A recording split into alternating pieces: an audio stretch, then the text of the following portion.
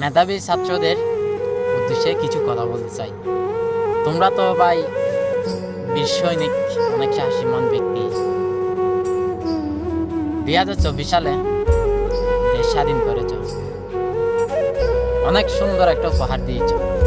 জানি না 1971 সালের পর থেকে এই ঘটনা হয়েছে কিনা। দেশ স্বাধীন করলে মানুষ সুশান্তিতে বসবাস করে।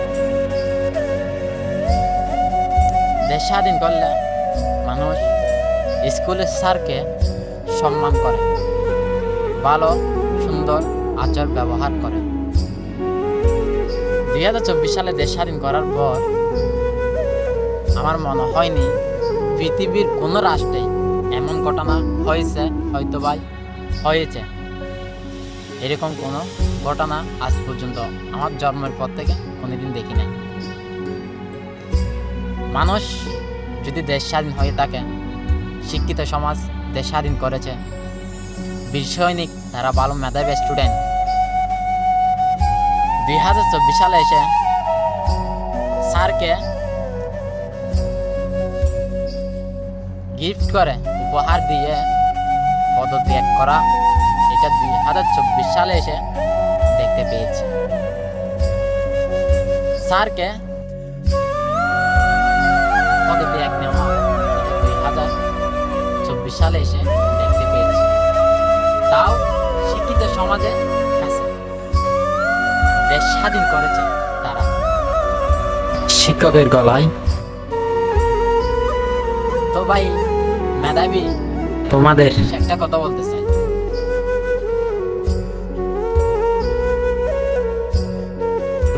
করে পদত্যাগ নিয়েছ।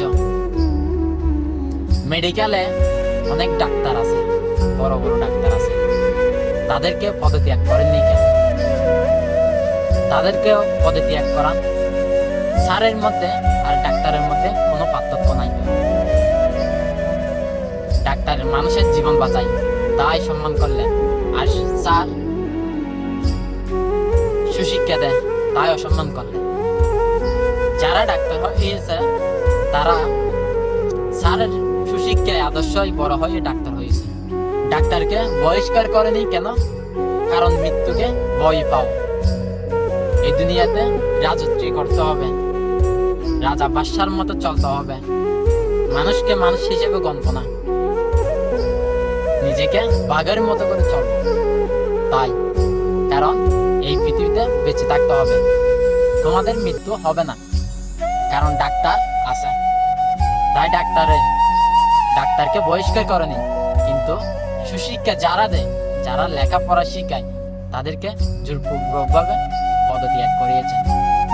এটাই হলো 2024 সালের স্বাধীন দেশের স্বাধীন উপহার ছাড়দের জন্য। তোমরা আজকে স্যারের গলায়, ভবিষ্যতে এটারও কোনো গ্যারান্টি নাই। তোমাদের মা বাপকে এটারও কোনো গ্যারান্টি নাই, হয়তো বা তোমাদের সন্তানও তোমাদেরকে, এটারও কোনো গ্যারান্টি নেই। একটা কথা মাথায় রাখবেন, যার যেমন কর্ম তেমন ফল, এটা পেতে হবে। সময়ের অপেক্ষা থাকবেন, যে কর্ম করবে সেই কর্ম মিলবে। তারপরে শুভকামনা তোমাদের জন্য। এমন আর কোনো মায়ের করবে ধারণ না হোক।